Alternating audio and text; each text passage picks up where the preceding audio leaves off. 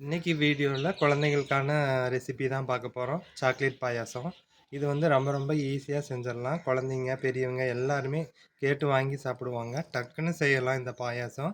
வாங்க எப்படி செய்யலாங்கிறத பார்க்கலாம். அதுக்கு முன்னால் நம்ம சேனலை இது வரைக்கும் சப்ஸ்கிரைப் பண்ணலன்னா சப்ஸ்கிரைப் பண்ணிக்கோங்க. கூடவே வர பெல் சிம்லையும் கிளிக் பண்ணி ஆளுங்கிற ஆப்ஷனை ப்ரெஸ் பண்ணி வச்சுக்கோங்க.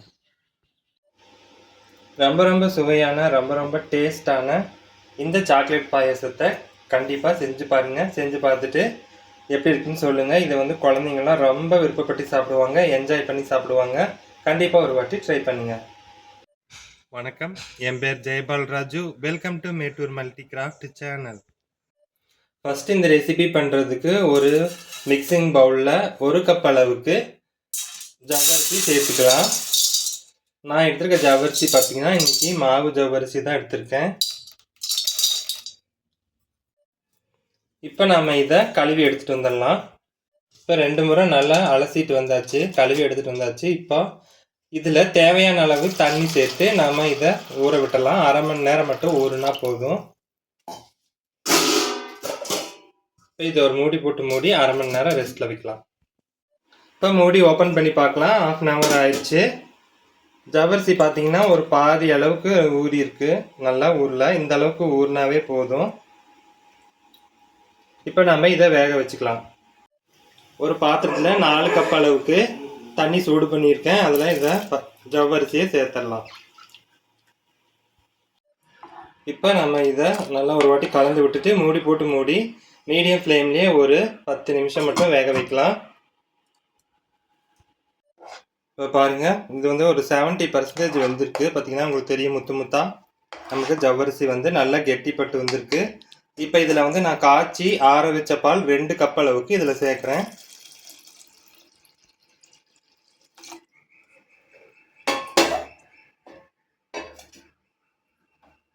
சேர்த்துட்டு இது ஒரு பக்கம் கலந்து விட்டுறலாம்.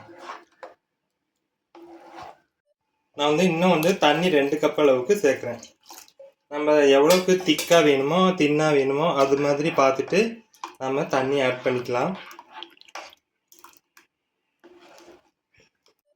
இப்போ அடுப்பை வந்து நல்லா சிம்மில் வச்சுக்கோங்க. சிம்மில் வச்சுக்கிட்டு இதை நல்லா குக் பண்ணிக்கலாம். இப்போ இதில் ஒரு பிஞ்ச் அளவுக்கு நம்ம உப்பு சேர்த்துக்கலாம். கொஞ்சமாக ஏலக்காய் தூளும் சேர்த்துட்டு இது ஒரு வாட்டிக்கு ஒருக்கா கலந்து விட்டுடலாம். இப்போ இதில் 2 டேபிள் ஸ்பூன் அளவுக்கு கொக்கோ பவுடர் சேர்த்துலாம். கொக்கோ பவுடர் வந்து இப்போ எல்லா டிபார்ட்மெண்ட் ஸ்டோர்லேயும் கிடைக்கிது, எல்லா கடைகள்லேயும் கிடைக்கிது. சேர்த்துட்டு கொக்கோ பவுடர் சேர்த்துட்டு இதை நல்லா கலந்து விட்டுடலாம். இப்போ நம்ம இதில் 1/2 கப் அளவுக்கு நாட்டு சர்க்கரை சேர்த்துக்கலாம். இப்போ அதே 1/2 கப் அளவுக்கு நான் வெள்ளை சர்க்கரையும் சேர்க்குறேன். வெள்ளை சர்க்கரையும் நாட்டு சர்க்கரையும் சேர்த்து செஞ்சால் தான் இந்த பாயாசம் ரொம்ப சூப்பராக இருக்கும். அதுவும் இல்லாமல் இந்த ஒயிட் சுகர் வந்து சேர்க்கும்போது இந்த கலர் வந்து நல்லா பேலன்ஸ் பண்ணி காமிக்கும். அதுக்காக தான் நம்ம சேர்த்துருக்கோம். பார்க்கும்போதே உங்களுக்கு தெரியும், சூப்பராக ரெடி ஆகிருக்கு. பார்த்தீங்களா, ஜவ்வரிசியெல்லாம் நல்லா முத்து முத்தாக தெரியுது பாருங்கள்.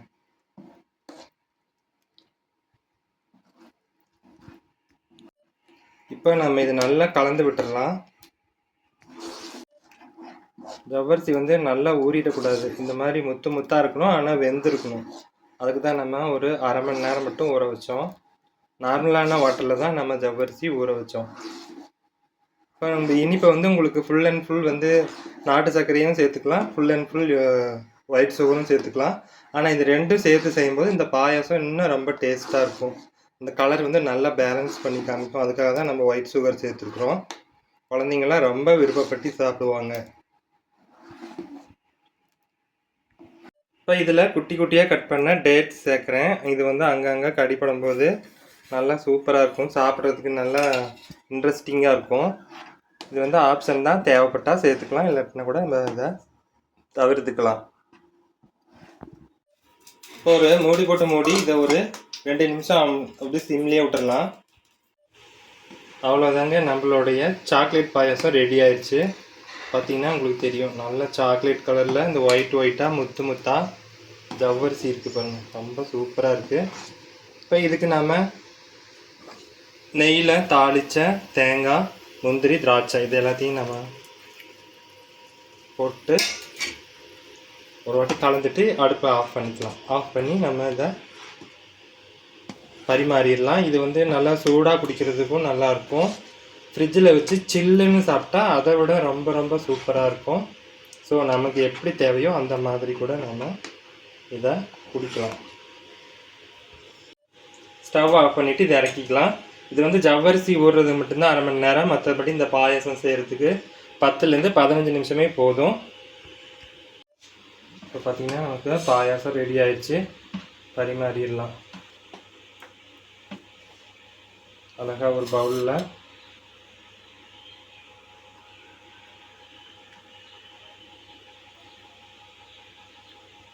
இந்த வீடியோ பிடிச்சிருந்தா லைக் பண்ணி, ஷேர் பண்ணி, கமெண்ட் பண்ணுங்கள்.